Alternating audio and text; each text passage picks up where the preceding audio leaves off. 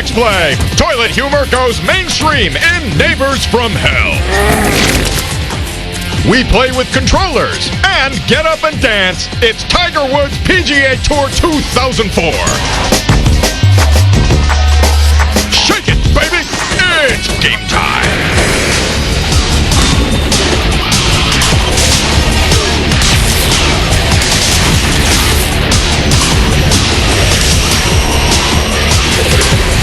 Please welcome two people who have been tagged and released into the wild. Adam Sessler and Morgan West. All Marlon Perkins. It's all him. Welcome to X-Play. We have an exciting show for you today. Why, you ask? You ask why? And I have a reason. We have a preview of Rainbow Six 3 for the Xbox. Yay! Yay! We also have the hotly anticipated 2004 installment of the Tiger Woods PGA game. This is perhaps the best golf sim out there. Plus, we have a strategy game where you get to play as God or Satan. Good tough choices there. And due to the flood of email we've gotten about it, we're showing a little something, a tiny little something that we picked up at the Tokyo Game Show. We're going to show that just one more time. Now, some of you know what we're talking about. And if you don't, well, we'll show it to you later. So don't worry, we'll find out. Plus, Morgan is going to check out all those peripherals with the air cooling and the new designs and the goop. And the stuff. None of them came with the goop. Okay, but first, a game that you must be a complete jerk to win. Here's our review of the appropriately titled Neighbors from Hell.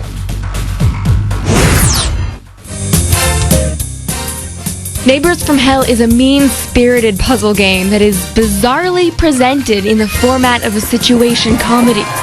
You enter the neighbor's house, greet your adoring fans in the audience, then go from room to room setting up practical jokes, booby-trapping the neighbor's belongings, and committing random acts of vandalism. The game itself is simple and played with only the mouse. You search for and explore clickable points, and use the items you find in combination with the environment to create misery and havoc. Here, I'm taking an egg from the fridge and stick it in the microwave to create a terrible mess. Not that I'm giving you any ideas for practical jokes, though I have to admit I may have gotten a couple.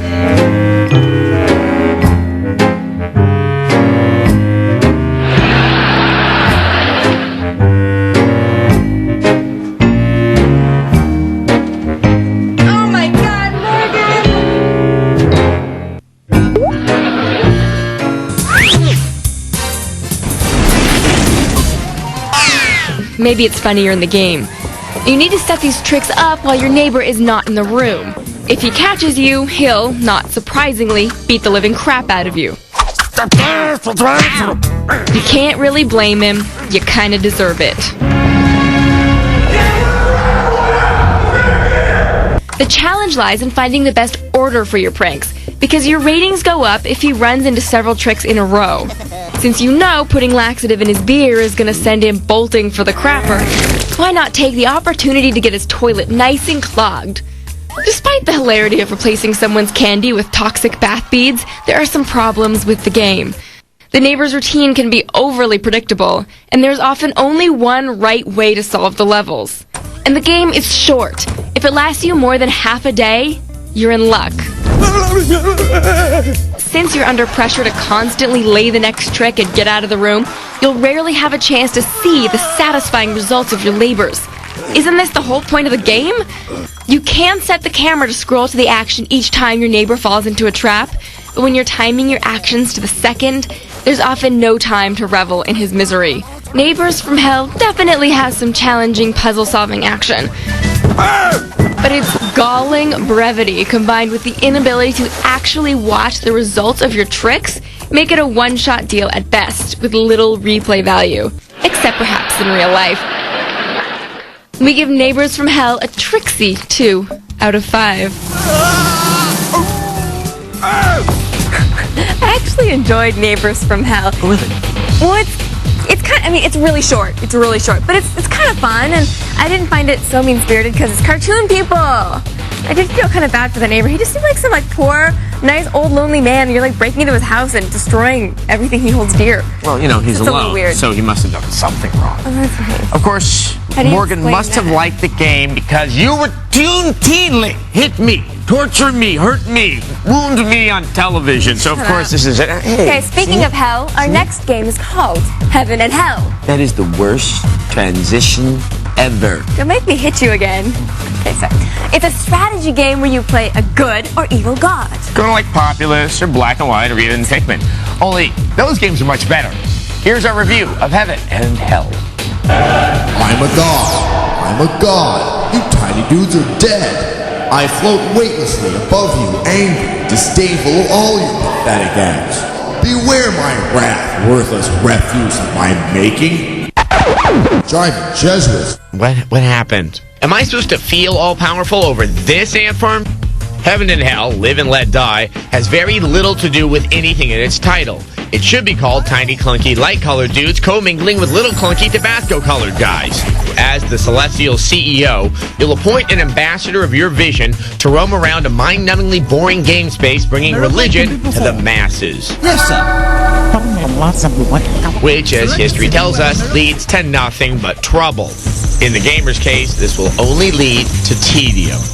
Conversion is based on a series of very simple routines. You blow into town, cast a vision of an angel, follow it up with a scoop of rainbow, and then preach to them until they're buying whatever it is that you're selling. Should you decide to play a nice deity, your sermon-slinging prophet's name is Baptismon. Baptismon is a lousy name for a prophet. I'm sorry. His evil counterpart is Baptismael, the Baptist. Yes, that too is a lame name with very little divine intervention in the imagination department. Other prophets spring to your side in later levels. Their unique contributions are hard to see. Hey, what's going on down there? The Enforcer class is known as Beat Up Oban. His evil counterpart is known as Beat Up Male and has this slick little spell called Heavy Metal where he drives his troops' fury with sheets of chunky guitar chords. Another odd feature of the Enforcer class is their conversion by the sword mentality. Basically, the soldiers enter a town and just start randomly whooping the Jesus out of unsuspecting townfolk until they see the righteousness of your words. Why would the good guys do this? So, you're probably thinking, there must be some cool fighting elements in this game, and why wouldn't you? It's supposed to be an epic struggle between good and evil. Forget about it. This is about as Armageddon as it gets, folks. Evil seems to really have the dark, groovy encampment you'll want to visit at Burning Man next year. Cool evil sounds, dancing fire demon, leg of locust, you get the picture. The good side just seems like something out of a kid's picture book in the dentist's office. This game will feel like a long sermon delivered through a Stephen Hawking voice box. Good in theory, but the ride's just too damn long. We give it a 2 out of 5.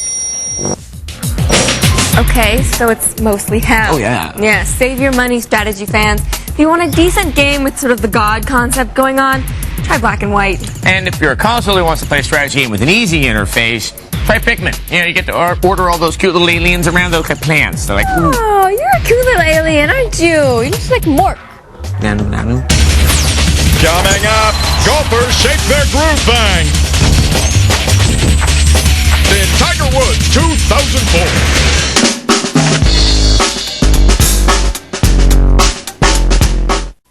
And now it's another Get Into Gear giveaway clue to win a 2004 BMW Z4 plus cool daily prizes. Leo Laporte here. Louis-Jacques Monde Daguerre was the inventor of the first practical process of photography.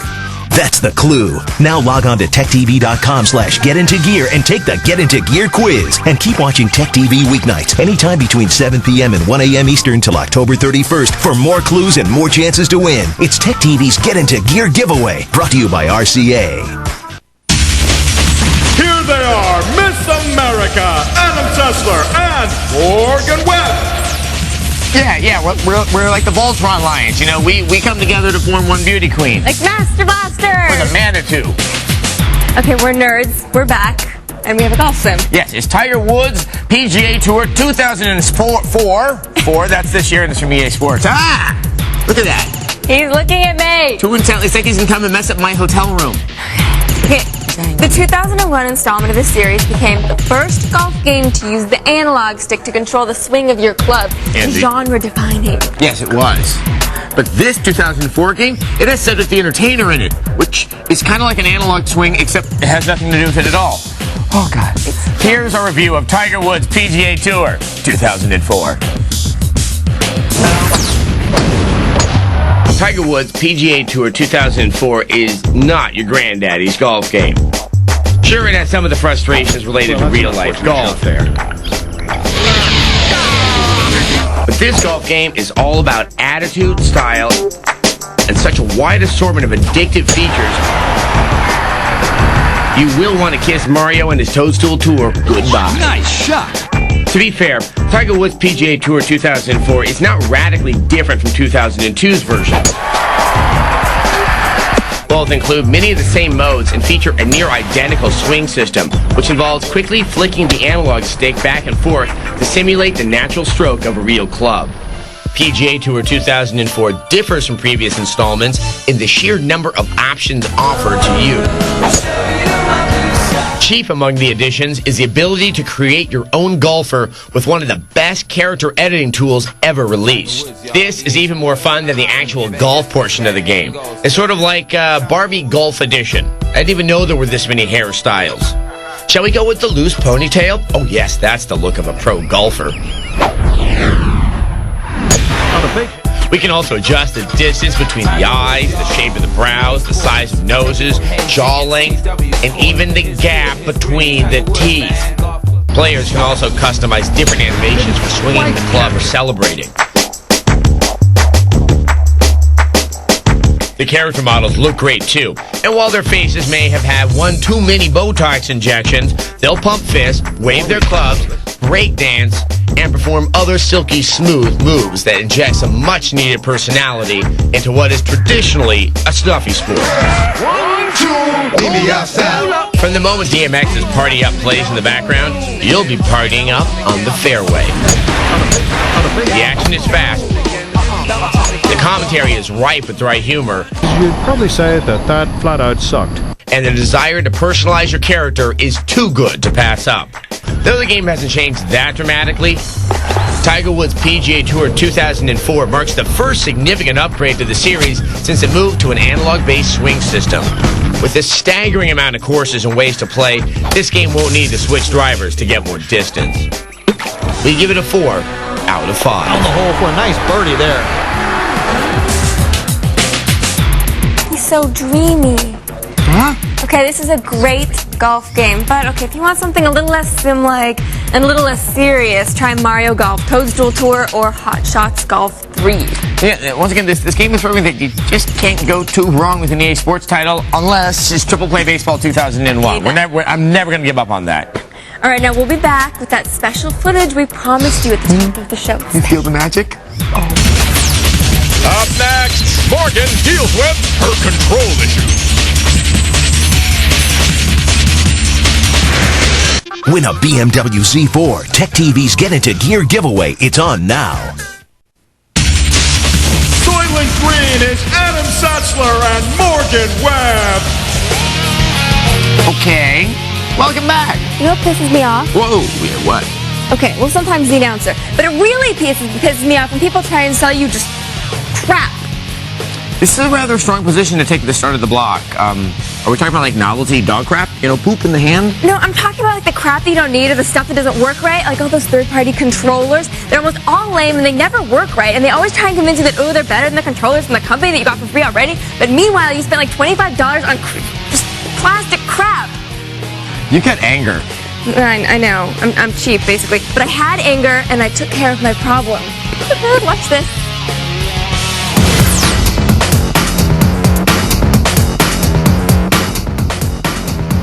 When you buy a console, you get controllers for free. So why do other companies try and sell you their controllers? Take the Nostromo by Belkin. It's supposed to be more comfortable than other controllers. But really, what the hell is going on here?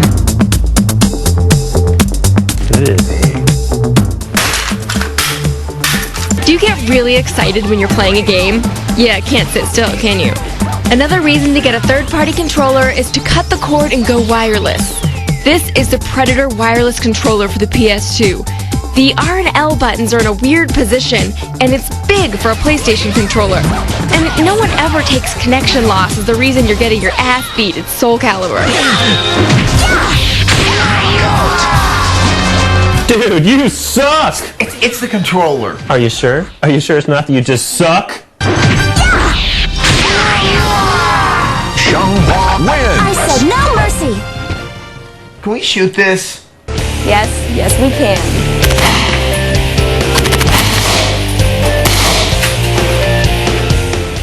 Now, the wireless controllers we like are from Logitech for the Xbox and the PS2, and for the GameCube, look no further than Nintendo's own Wavebird.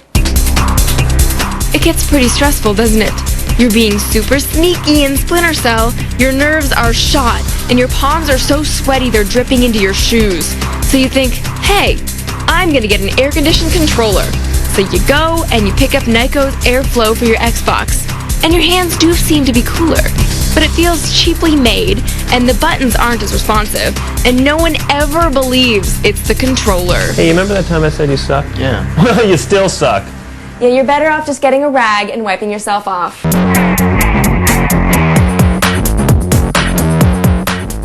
We did, however, notice that the holes in the airflow make it easier to stuff with explosives.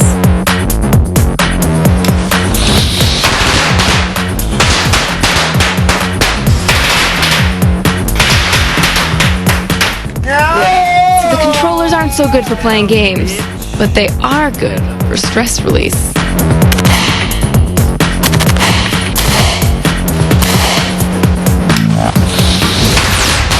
I feel better. Yeah, I need to stress again, it really was the controller that was behind my issues playing the game. You know, for once, I actually believe you. Oh, you know what we forgot to do? We forgot to tell the kids at home that haven't figured out that fireworks are dangerous. Okay, please don't do that at home. Just because we're stupid doesn't really mean that you have to be. Right, you don't have to be stupid. Okay, a couple of weeks ago, we gave you a sneak preview of something that we got to see at the Tokyo Game Show, and many of you got so excited that we showed it to you that you wet your pants. Don't send them to us, we believe you. You wet your pants. Yeah, so then the rest of you emailed us going, show it again, show it again, show it again. We want to wet our pants. Yeah, incontinence is fun. So here's a hint. It's an upcoming DVD sequel to a best-selling game. Okay, so show it again. We hear you. Here it is. It is very cool. One more time. Final Fantasy VII Advent Children. もう何も起こらないと思っていたのに。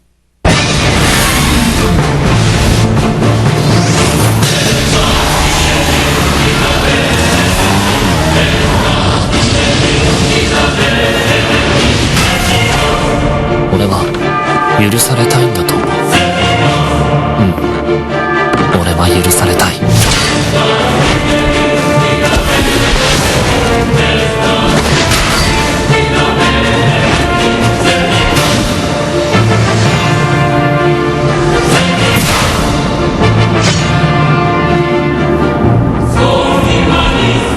お前の分まで生きよう。そう決めたんだけど。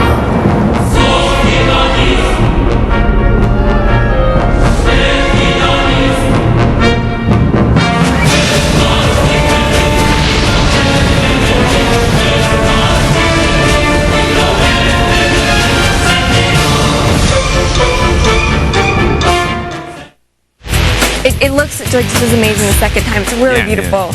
Yeah. The world just got moister right now. It's really a beautiful, beautiful preview. Okay, everyone is wondering when this movie comes out, and of course when Kingdom Hearts 2 comes out. Advent Children comes out in Japan on DVD in summer 2004. No word yet on the US release. And unfortunately, Square hasn't announced any release date for Kingdom Hearts 2 either. Now, our best guess is it's coming out in early 2005, but we will let you know as soon as, we hear something else. Like, yeah. Maybe we won't tell them if we hear them. We will. In a moment, Hostile elimination. Rainbow Six 3 shoots up your console. you could win a BMW Z4 and other cool prizes from Tech TV. To enter, watch Tech TV anytime Monday through Friday between 7 p.m. and 1 a.m. Eastern. Look for the Get Into Gear clues. Then log on to techtv.com/getintogear to take the quiz. Tech TV's Get Into Gear giveaway. It's on now. Brought to you by RCA. Sent back from the future to stop you from buying Daikatana, it's Adam Sessler and Morgan Webb. Yep, we're a little late then. Welcome back to X-Play. Here's our preview of Rainbow Six 3 for the Xbox. Placing explosives. Explosives ready. In a bit of a departure from its predecessors, Rainbow Six 3 for the Xbox features a shifted emphasis towards action. Instead of complicated waypoint plotting, you'll remain in the field as the lead of an elite unit and deliver simple commands without ever missing a beat of action. Roger. Open and clear. In the role of Ding Chavez, the commander of a sophisticated counter-terrorist team, you'll lead covert ops that span Europe, the United States, and even South America. The missions vary between noble rescue tasks and, of course, the strategic use of force to stop dirty evildoers. Ding. Plus, you may find yourself disarming their bombs. Let's see, red wire or red wire? Yes! Woo! Drinks are on me. Part of the beauty of the upcoming Rainbow Six 3 game, though, is your ability to delegate. Waiting for orders. Moving now. Securing hostage. Holding position and waiting for orders. Roger. Moving now. Roger. Open flash unclear. Got your 6, Sting. Still waiting for orders. Ding says don't be so needy. The game's visuals will be an improvement over the PC version. The environments have a realistic quality, and the characters themselves move in lifelike fluid motions. In fact, the right mix of confusing orders can even lead to an impromptu dance-off. Roger. Roger. Gotcha. Oh yeah, I like the way you work it. Right. Shake your moneymakers. Informant. Roger. So the pre-missions will give you an opportunity to outfit yourself with the latest real-world gear. And afterwards in the field, you can put this stuff to the test. You'll be able to use the latest in infrared and heat imaging technology. Taking fire! Plus, it might be fun to surprise the perpetrators with an occasional flash bomb. I said surprise the perpetrators! Okay, shake it off. Now, given the level of violence inherent to the game's subject matter, thinking on your feet is going to be crucial. Perhaps the most exciting gameplay feature of Rainbow Six 3 will be its support for Xbox Live, which will offer the option of both team-based cooperative and competitive gameplay, as well as support for voice communication. Hey guys, tell me, is that a Rembrandt? Roger. Above and beyond the single-player game, the online options should offer incredible potential for long-term replay value. Look for our full review soon. And Rainbow Six 3 will be out on the PS2 and the GameCube in late 2004. Well, I want it, and if you want to find out more about it, go to our website, techtv.com/xplay. Good night.